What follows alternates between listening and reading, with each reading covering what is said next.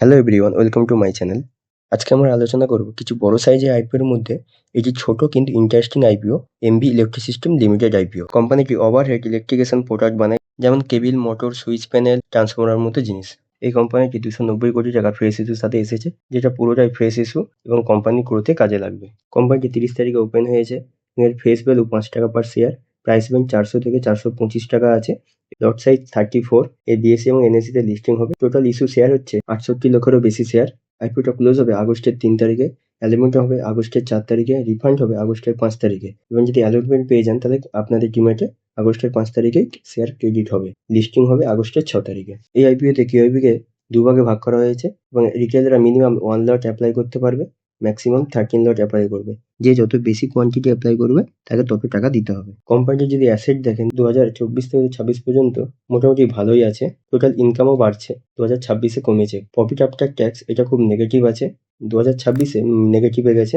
এবিটিআও 2026-এ নেগেটিভে গেছে। কোম্পানিটির ভালো দিক হচ্ছে কোম্পানির নেটওয়ার্ক কন্টিনিউয়াসলি প্রত্যেক ইয়ার বাড়ছে। কোম্পানিটির ধার বাড়ছে কারণ আর&ডি স্পেন্ডিং অ্যান্ড ফিউচার অর্ডারের ইনভেন্টরি বিল্ড করার জন্য। যদি অর্ডারটি সাকসেসফুলি কমপ্লিট করে তাহলে সবকিছু ঠিক হয়ে যাবে। কোম্পানি তার আইপিওর fund long term working capital রিকোয়ারমেন্টসের জন্য ইউজ করবে 180 কোটি টাকা। দ্বিতীয়ত আর&ডি ডেভেলপমেন্টের জন্য 21 কোটি টাকা ইউজ করবে। কোম্পানিটি আরওই যদি দেখেন 31% নেগেটিভ আছে, আরওসিও 17% নেগেটিভ আছে, ইকুইটি 1% এর নিচে আছে, আরওএনডব্লিউ সেটাও নেগেটিভ আছে, প্যাড মার্জিন নেগেটিভ, এবিটাও নেগেটিভ, ইপিএসও নেগেটিভ আছে এবং পিইউ -68, যেটা খুব নেগেটিভ পয়েন্ট। কোম্পানির ফান্ডামেন্টাল নেগেটিভ থাকলেও কোম্পানিটি রিয়েল সেক্টরের সঙ্গে জড়িত আছে এবং যেটা ভারত সরকারের কাছ থেকে কন্টিনিউ অর্ডার পেতে পারে। কোম্পানিটির রেভিনিউ 76 থেকে 77% ইন্ডিয়ান রেলওয়েজ থেকে আসে, তাই কোম্পানিটির ডিমান্ড এবং জিএমপি দুটোই ভালো আছে। কোম্পানিটির জিএমপি যদি দেখেন কন্টিনিউয়াসলি বাড়ছে এবং আজকে 31শে জুলাই 31.29% আছে। পার লট 4,522 টাকার মতো প্রফিট হতে পারে। আমি পার্সোনালি এই আইপিওটিতে লিস্টিং কেনার জন্য অ্যাপ্লাই করছি,